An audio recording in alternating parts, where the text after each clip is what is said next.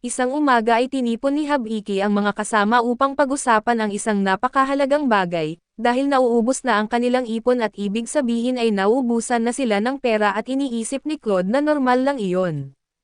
Habang pasulyap na tumitingin kay Bene, iginiit niya na gumastos sila sa mga mamahaling bagay subalit hindi ito pinansin ni Habiki at iminungkahi na tumanggap sila ng mga gawain para kumita ng mas maraming pera. Pumayag ang mga babae at sandaling nag-isip si Claude subalit pumayag din siya sa kondisyon na ang kukunin nila ay mga gawain na nasa ranggong F. Pagkatapos nito ay lumipat ang eksena sa reception ng guild at natapos ng magparehistro ang grupo, ipinakita ni Claude ang ilang gawain at ipinahayag na dapat kunin nila ang lahat ng iyon upang mabawi ang mababang bayad. Sa sandaling iyon isang resepsyonista ang naglagay ng isang gawain sa board. Napansin ng grupo na isa itong gawain ng paghuli ngunit ang tanging palatandaan nila ay ang buntot ng target at tinanong ni Habiki kung bakit hinahanap ang tao na iyon, sumagot ang resepsyonista na isa itong bandido na inaakusahan ng pag-atake sa mayayamang tao, kaya nagpasya si Vicky na hindi iyon kanilang problema at umalis upang gawin ang kanilang mga gawain. Sa gitna ng kagubatan ay nakatago sa mga palumpong at nakita siyang nakatutok sa isang kuneho na may sungay. Matapos ang maraming sablay na putok at sa wakas ay napatay niya ang kawawang hayop at nang dumating si Claude upang tingnan ang kanyang progreso, pinuri niya ito ngunit inirekomenda na dapat ay natatapos niya iyon sa unang subok pa lamang. Sakto namang dumating din ang mga babae dala ang gawain tungkol sa mga halamang gamot, habang nasa pagitan ng mga halaman ay napansin ni Vicky ang ilang buto ng puno, ipinaliwanag ni Ben na ginagamit iyon upang hindi maliga sa kabundukan. Para ipakita ito sa kanila ay naghagis ang maliit na bata ng isang buto sa puno at nag-iwan ito ng marka na ikinagulat ng ating bida. Matapos nilang makumpleto ang mga gawain ay nagpasya silang magpahinga sandali subalit hindi mapigilan ni Habiki ang pag-iisip tungkol sa kanyang mga kaibigan sa kabilang mundo, kaya naisip niyang maghanap ng paraan upang makabalik sa dati niyang mundo. Samantala sa ibang eksena ay makikita si Emily at ang kanyang mga kasama. Napansin niya na mukhang malungkot ito kaya't binigyan niya ito ng isang amulet na panglakbay at iginiit na kung may mangyari man sa kanya, ipapaalam ng mga espiritu upang matulungan siya. Tinanggap ni B ang regalo, pero sa kanyang isip ay binanggit niya na sa ngayon ay magpapanggap muna siyang kaibigan hanggang makita niya ang kaluluwa ng babaeng iyon at malamang ay may itinatago siya.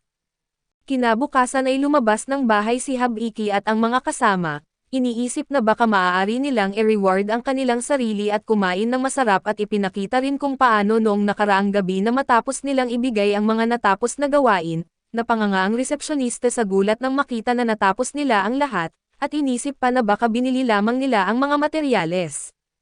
Pagbalik sa kasalukuyan ay dumating si B at bumati at nakita ni Habiki na maliit pa rin ito, kaya inalok niya itong turuan ng epektibong paraan para palakasin ang mga kalamnan at nagselos si Claude nang marinig ito, at may pagka-agresibong sinabi kay Bals na siya ang may responsibilidad na mag-ensayo kay Habiki. Dito ay tinukso siya ni Bals at binanggit na mahina rin siya at ipinangako na siya ang gagawa kay Habiki bilang isang tunay na matanda, dahil dito ay medyo nailang ang ating maliit na bida at gayunpaman, wala siyang nagawa kundi panoorin ang dalawa na nagsuntukan. Sinubukan ni Claude na masugod si Bals kaso hindi ito natitinag at bumawi pa, kaya napilitan si Claude na ipagtanggol ang sarili at ang palitan ng suntok ay nagdulot ng malakas na shockwave na sumisira sa paligid na ikinagulat ni Naboka at Vicky at pagkatapos ng laban, nagtakbuhan ang mga tao sa bayan dahil sa takot.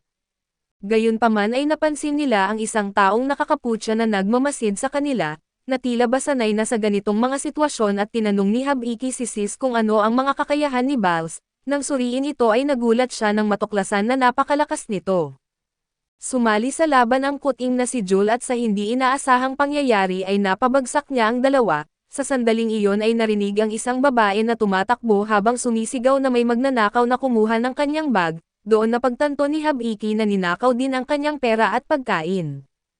Sinabi ni Hewell na maaaring ito ang bandido na matagal nang gumagala sa bayan, isang nilalang na halos walang impormasyon at dahil dito ay may naisip silang plano upang mahuli ito at ang plano ay gamitin si Habiki bilang bitag, upang maakit ang bandido at mahuli ito. Dahil dito ay pumunta silang lahat sa isang kafe kung saan makikita si Habiki na nakabihis bilang babae at may mga peluka at damit, habang nakalantad ang bag na may pera at pagdating ng order ay walang nakapansin ng kakaiba maliban kay Claude, na nadiskubre na ang magnanakaw ay ang mismong waitress na tumakbo na dala ang bag ng pera. Hindi lang si Habiki ang ninakawan pati ang restaurant ay nadamay rin. Habang sinusundan nila ang bakas ng magnanakaw ay nakarating sila sa isang kakaibang lugar sa ilalim ng lupa na parang isang bar at upang maiwasan ang gulo, muling lumitaw ang nakakaputsa at sa pagkakataong ito ay nakita nila ito at sinundan, iniisip na siya ang magnanakaw. Mabilis na sinuri ni Habiki ang babae at nalaman nilang ito si Miss Fona, isang hinahanap na babaeng bandido na may kakayahang baguhin ang kanyang buntot at wala ng ibang pagpipilian. Ibinunyag ng babae ang kanyang pagkakakilanlan at tinukso sila at sinasabing kahit sinubukan nila siyang hulihin gamit ang perang bitag ay wala itong silbi. Sa huli ang tunay na pera ang ninakaw at sinuri ni Habiki ang lahat ng kanyang bulsa at nalaman na wala na siyang kahit anong pera. Tinanong niya kung plano na ba niya ang lahat mula pa noong simula at tumawa lang si Fona, na ibinunyag na isa rin iyong bitag. Pagkatapos nito ay nagpaalam siya sa lahat at bago pa masira si Habiki ng mga bariles, itinulak siya ni Claude palabas ng mga guho at pinapahabol kay Fona at sinunod naman ito ni Habiki at makikita siyang tumatakbo kasunod ng semi-human, habang si Claude ay naiwan para harapin ang mga bariles ngunit ilang segundo lang ay nahuli rin siya. Tinukso siya ni Fona at iginiit na hindi siya makapaniwala na may naloko sa napaka-obvious na bitag, habang nakasabit siya ay napansin nito na may suot pala siyang peluka at isa siyang lalaki at lumapit siya at tinanong kung bakit siya nakabihis ng ganoon. Sumagot ang ating matapang na bida na may makeup na sinusubukan niya itong hulihin, at narinig din niya na umaatake ito sa mga mayayamang tao at nagtanong si Fona kung ano ang koneksyon nito sa pagbibihis bilang babae, ngunit hindi alam ni Habiki ang isasagot.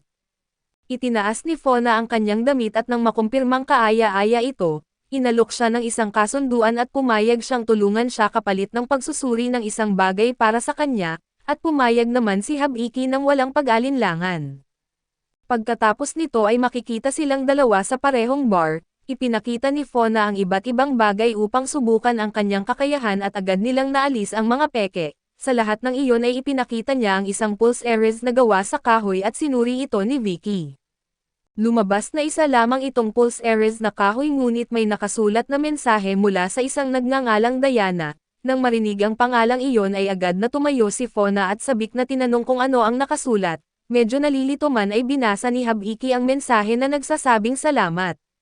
Dahil dito ay naantig si Fona at ibinunyag niya na ito ay mensahe mula sa kanyang nakababatang kapatid na iniwan sa pulse erase, subalit hanggang ngayon ay wala pang ibang evaluator ang nakapagbasa nito at pagkarinig nito, tinanong ni Habiki kung alam ba ng kanyang kapatid na isa siyang magnanakaw.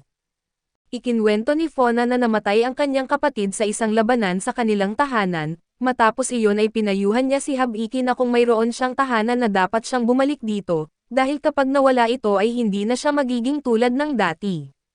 Pagkasabi nito ay ibinalik niya ang kanyang pera at bago umalis ay hinalikan siya sa pisngi. Umaasang magkikita silang muli sa ibang pagkakataon at pagkatapos nito ay sinubukan nilang hanapin ang tao na hinahanap nila, at ipinahayag ni Bals kay Habiki na may narinig siyang balita sa guild ng kabisera tungkol sa isang bagong grupo na mabilis tumaas ang ranggo at tinatawag ang kanilang sarili na mga assassin na ipinadala umano ng hari. Iniisip ni na Habiki at Claude na parang mga zombie ang mga ito.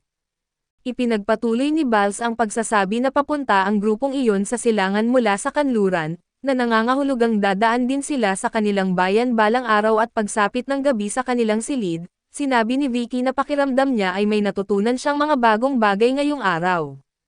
Binanggit pa ni Claude na mas marami pa siyang matututunan kung maglakbay siya, at excited na sinabi ni Vicky na gusto niyang maglakbay at makakilala ng maraming tao at isa na doon ay isang pantas. Dito binanggit ng Munting Lobo na ang tanging mga aktibong pantas ay ang mga pantas ng tatlong mundo na naghari ng higit sa 500 taon.